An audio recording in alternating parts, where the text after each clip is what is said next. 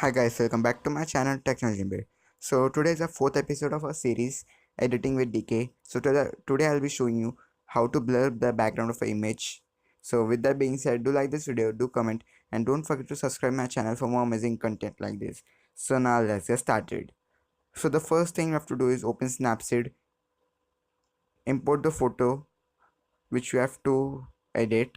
Over here I'll be choosing this photo where the main object is a glass of coffee. So first apply some of the preset whichever you like.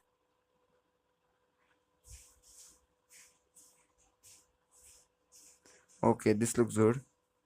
Now go into tools and select the lens blur. Now make the transition 0 and place the lens blur circle in such a place where the background and the main object is totally blurred. Now select the blur strength, keep it between 25 to 30, which looks good. After applying this effect, go into view edits, click on the lens blur and now brush option, and invert the image now. Take the lens blur to 0 over here. Now erase the blur effect from the main object.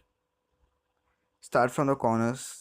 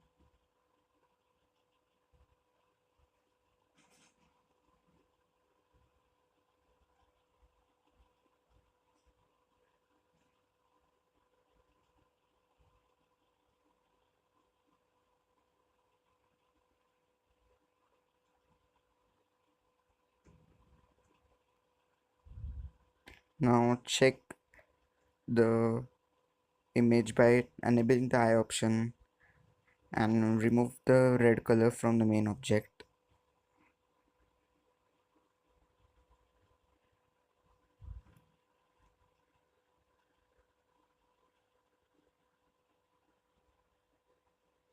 After you're done with this, as you can see, the background is totally blurred, but you will not see the portrait effect. To give that portrait effect, unblur the object which is near the main object, like this finger. I'll unblur this.